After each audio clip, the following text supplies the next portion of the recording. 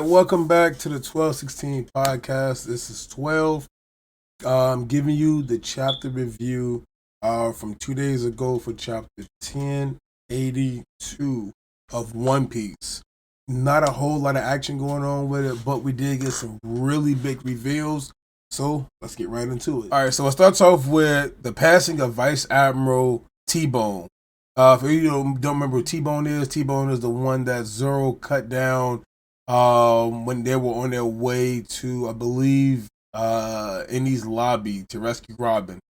So Zoro popped up on the train tracks in front of him, cut him down real quick, kept going, and then T-Bone swam, killing a bunch of Sea Kings as well. So with T-Bone being taken out, we now have civilians out here doing their job to help the Cross Guild. What do you remember the Cross Guild is? The Cross Guild is Buggy, Mihawk, and Crocodile. As they all teamed up, Buggy just got inside there because of the manpower that he has. But they all teamed up in order to try to put bounties on the Navy's head. And Vice Admiral, I believe, they get 3 stars. I want to say 3 or 4 stars. I want to say it's 3 stars. But they put it up on his head. Civilians stepped up behind T-Bone, stabbed him, and he's pretty much done with. So we get the scene where Sengoku was talking to Otsuru about it, and then just how he says it happens at the PP Kingdom, where thousands of people a year die of hunger. They're poor country, and T-Bone must have just been there just to try to help out, or just protect the land a little bit. So we get that he was doing his job, but at the same time now all the Navy have to be worried about watching their backs because a civilian can strike you down at any time, try to get some money. So the guy ended up stabbing T-Bone in the back and killing him, and going from there, he's then left to go to the kingdom, not the kingdom, but to go over to the Cross Guild, now, the Cross Guild hideout, aka the Empty Bluffs. So now at the Bluffs hideout, the guy who stabbed T-Bone is there thanking Buggy and all of this stuff like that, and it's going great. Once the guy arrived there, Buggy reassured that, you're good. You don't have to worry about your family having to eat anymore. We're going to take care of that with the money that we have from them, and that's pretty much what he ends up doing. Is Buggy sends out the money to the family once the job is completed, and they're taken down. So now we have it to whereas the old man is just talking and looking out with Buggy and them, and Buggy has his minions around everywhere that end up talking him into becoming a pirate lifestyle now, because if you go back home, the Navy will hunt you down and they will execute you type stuff. That's what Buggy ends up telling the old man that's the T-Bone. Then Buggy ends up calling him a champion of evil. So now that he's a champion of evil, Buggy is just, bringing people into it now.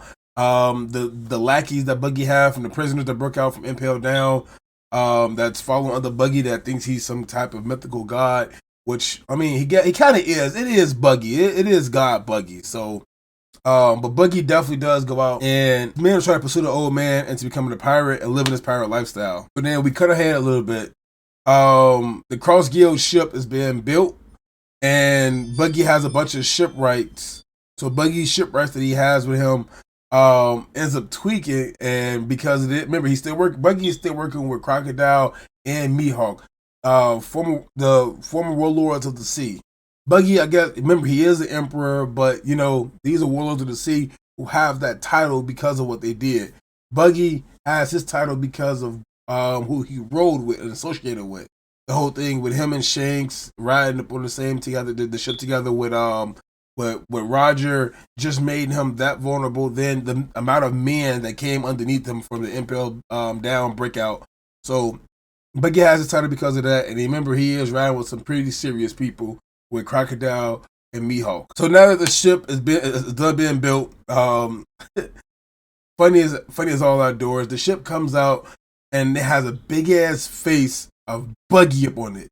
It's Buggy's face is on the front of it, and Mihawk and Crocodile look at each other like, yeah, we're not riding inside that clown ship. And they have a little moment where they just break down a little bit, and they tell Buggy meeting room now. So we get a flash over to the next panel, and you see Buggy's head just off his body because the chop fruit. So his head is off his body, beaten up, his eyes swollen, and it's just hanging up on the wall as Crocodile and Mihawk are sitting down talking, and they're having a conversation about everything now. And the conversation speaks out that, hopefully now the Navy sees that that the Cross Grill poses a threat to them, and sees that we mean business, and that's a hit to the Navy itself. As Mihawk and Crocodile are talking, they're going back and forth with words and exchanging what they should be doing next, and then Buggy steps in and cuts them off and starts talking about Shanks. Now that Shanks is brought into the picture, we see this flashback with Money Shanks are kids, and it just goes into show him like, oh, I'll never forgive you, Redhead, for what you did to me, but don't forget that you are the one who is supposed to carry on Roger's legacy. You're supposed to go out and find the One Piece to continue Roger's legacy going strong with it. So this is what Buggy is telling Shanks. Then he says, I'm not going to join your crew, because Shanks asks Buggy to join the crew. He goes, I can never forgive you for what you did to me when you lost the map. So the map that he had when he ate the fruit, the chop fruit, and lost the map inside the water, and Shanks had to go save him inside there. That map was lost forever. But Buggy states that, oh yeah, I'm not gonna ever forgive you for that. So I never joined your crew. Now the flashback's over with. And Buggy is talking to Mihawk and Crocodile. Mind you, he cut them off. He goes, you guys are still paddling around. Stop paddling so much. It's time to get into the big guns. Why settle for this or that or that or this when you can have it all? You can search for the One Piece, and you can have all the fame, the power, the wealth that comes along with it. Buggy then says that because he's now on equal footing, no matter how he got there, he's on equal footing with Shanks. So why settle for less? He wants to be the king of the pirates now as well, and go find the One Piece. So then Buggy ends up saying that I now have the same dream, and since it's finders keepers, because Crocodile and Mihawk are talking about you want us to go against Shanks, Blackbeard, and Luffy, Straw Hat. He was like, you just want us to all go with them all at one time? Buggy says, no, technically all you have to do is just beat them there. It's first come, first serve. So it's whoever gets there first, finders, keepers, losers, weepers type thing. And Buggy ended up on that note. He cuts off. They start having like a little idea meeting again and goes from there. But then we switch panels to the Kamabaka Queendom. Sorry about that. The Kamabaka Queendom, where 4 vice captains are from the Revolutionary Army are sitting there waiting, looking at shore. We have Yushiano, Ahiru, Gembo, and then Jiron.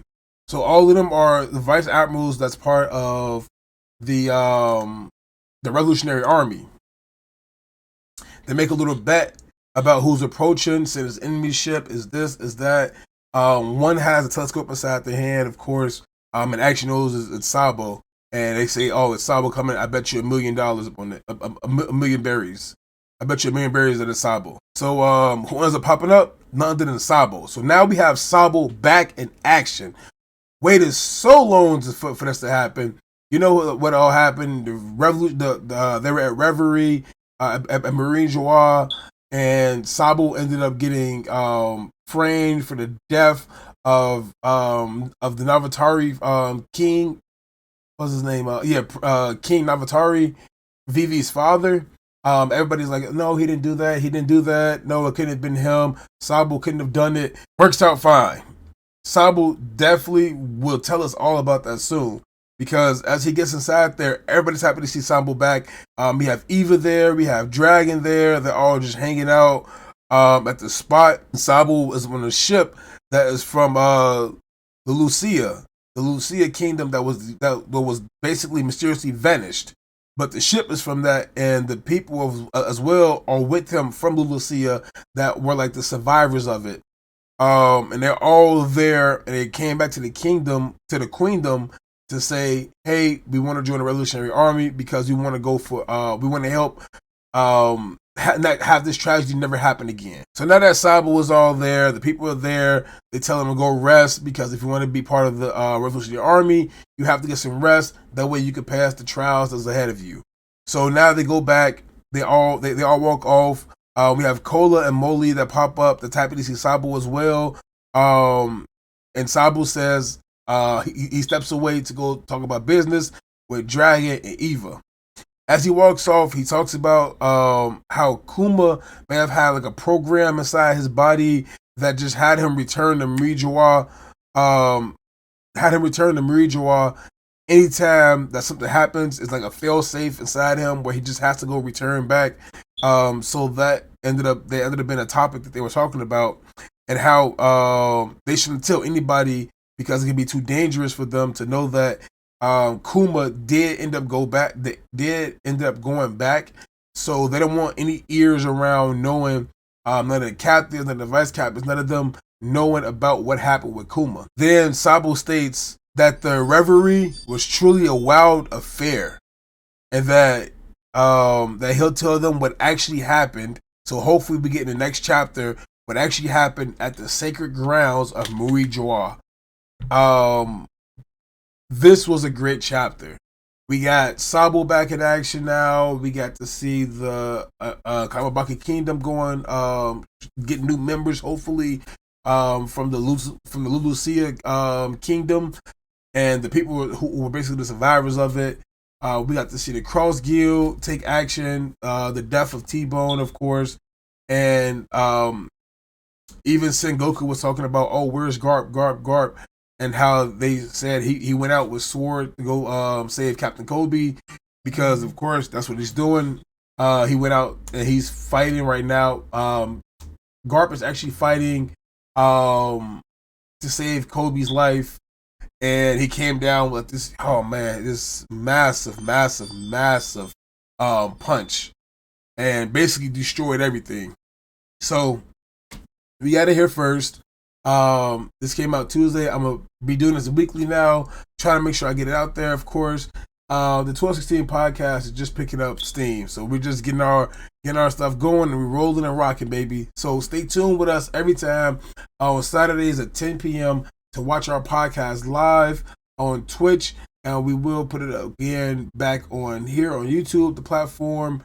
So please stay tuned with that. Rock out with us when you guys can, and stay tuned for all the great content that we're dropping. You have so much to come and expect. This is the 1216 podcast. This is 12, and I catch you next time.